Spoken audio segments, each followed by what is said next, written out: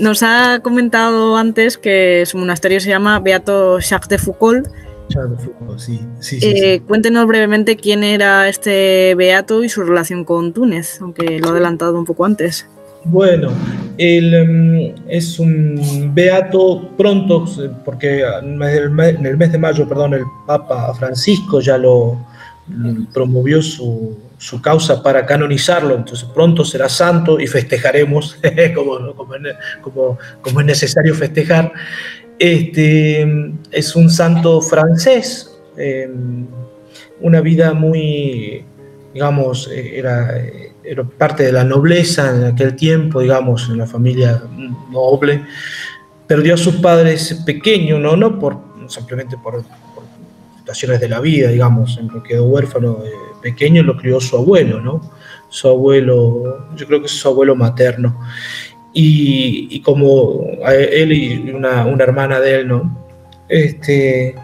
Como quedó, digamos, así huérfano, y su abuelo tenía medios, digamos, era una persona rica e importante, digamos, pudo educarlo bien, pero demasiado, digamos, ¿cómo se dice? Con demasiados gustos, digamos. Entonces creció un poco, niño un poco mal criado, o como se dice en Argentina, con muchos.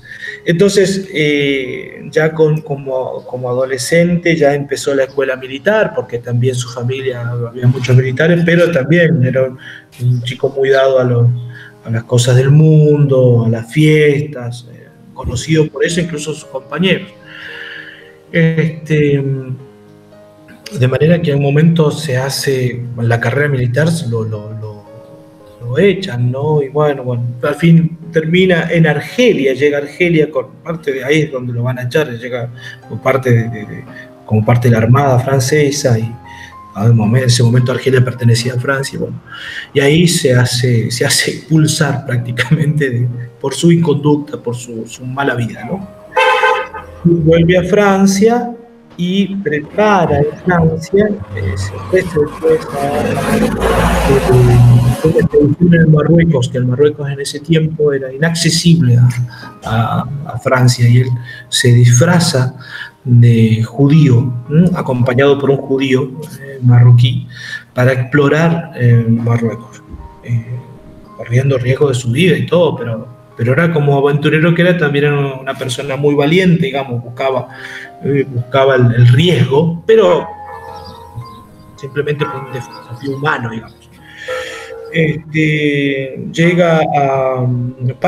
Hace todo el recorrido de Marruecos y vuelve a Francia como un héroe, digamos, porque realmente ese libro, Reconnaissance, creo que se llama, del Marruecos, es una obra que todo el mundo alaba, y bueno, se encuentra en París siendo una persona importante, como ahí tiene también su familia, una prima de él, Marie de Bondy, que era su prima y su madre adoptiva, por así decirlo, cuando su mamá murió.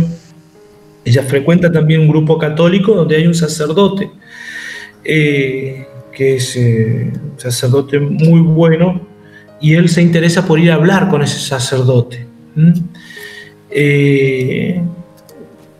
Va a visitarlo a la parroquia para discutir, según él, cosas de fe, para discutir en modo humano, digamos. Si bien que él había ya comenzado a tener en Marruecos una sed de Dios, así que durante la expedición llegó a formar una oración, una extraña oración, dice él.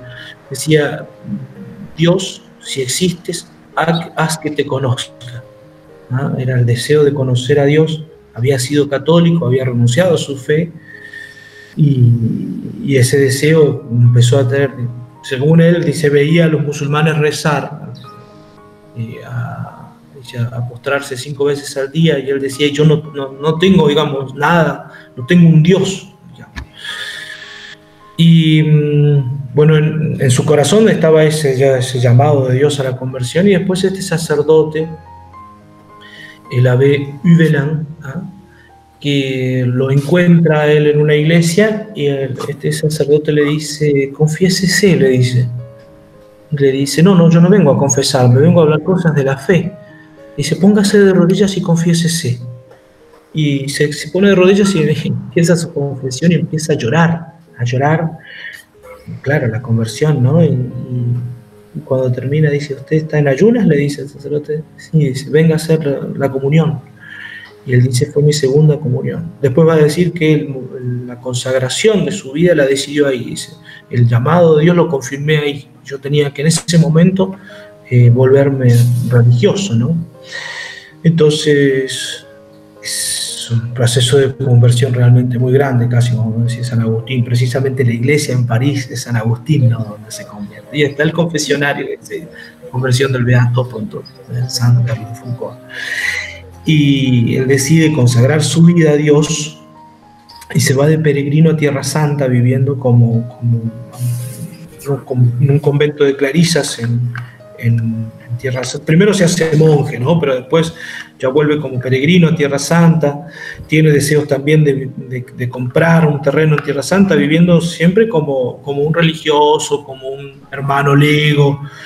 Y hay una religiosa, una clarisa, una Santa Clara, que le dice después, nunca has pensado en hacerte sacerdote. O sea que a él digamos, lo vuelve loco porque él nunca se sentía indigno de ser sacerdote, ¿no? Y esta monjita le dice por todo el bien que podría hacer él como sacerdote. O sea que él vuelve a plantear y vuelve a entrar en los monjes precisamente pidiendo ser sacerdote, y el deseo es de ir a predicar en un lugar donde Cristo no es predicado. ¿Ah? Y piensa en el sur de Argelia, Tamanrasset, el Hogar, todo ese desierto de los Tuareg que se llama, donde Cristo no era predicado. Él dice que es una cantidad de kilómetros que Cristo no está. Después de recibir el sacerdocio, ya parte como misionero solo, digamos, ofrecido a la diócesis, que era en ese tiempo Argelia, y se va a vivir precisamente en medio del desierto, en distintos lugares, en Beniabés, el Hogar, Tamanrasset, donde va a vivir como eremita, como monje ermitaño, queriendo siempre fundar una congregación. De hecho, él había escrito las reglas para su congregación y un sacerdote vino a acompañarlo, pero era tan dura la regla que el mismo sacerdote no podía vivirla. Era muy estricto en su regla él, y era un corazón enorme, pero era una regla dura. Así que bueno, él era en esos tiempos, yo le digo 1900, él va a morir en el año 1915, ¿no? 1916 más bien. Era en esos tiempos donde muchas veces él no podía celebrar la misa porque no tenía un asistente, un monaguillo, porque esa misa es en latín y se respondía, ¿no? Entonces muchas veces solamente podía hacer adoración cuando pasaba un soldado francés que también asistía también con consejo, con confesión, con los soldados católicos que tenían la misa con él, podía tener la misa. Después obtuvo la permisión para celebrar la misa solo, y me cuenta que es una alegría enorme poder celebrar la misa.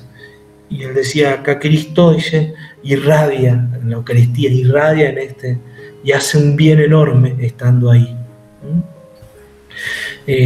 Muere asesinado, no por la fe, por eso no es un mártir, digamos, porque era el tiempo de la Primera Guerra Mundial, comenzaba, y todo el caos de Europa, el control de las tribus indígenas del sur sea Marruecos, Argelia y Libia, estaba todo, era una lucha constante entre saqueos y todo. Entonces él, que tenía un fuerte donde vivía, le habían hecho un fuerte precisamente para evitar riesgos, cae en una emboscada y finalmente ese grupo armado quería robarlo, nada más quería robar lo que tenía de provisiones y armas, pensando que él tenía, y habían dejado a un joven custodiándolo con un rifle. Cuando el joven piensa que está llegando un pelotón de soldados, lo mata por accidente y muere. Ya tenía mucha fama él digamos, su vida y todo, incluso entre las mismas personas no católicos, digamos, los no cristianos, que era ahí la mayoría, ¿no? Que lo amaban y todo, que lo respetaban muchísimo por ser lo que era y y ayudar de la manera que ayudaba, ¿no? Pero bueno, después también se vuelve más conocido. Hay incluso una gran familia religiosa que se inspira de sus escritos y de su espiritualidad. Y bueno, también evidentemente en el norte de África es una persona muy querida. Y bueno, cuando nosotros comenzamos acá, queríamos empezar el monasterio, su imagen era nos llamaba mucho la atención y venía muy bien para nosotros, ¿no? Porque anunciar a Cristo en la Eucaristía es lo mejor que se puede hacer, aunque uno no hable.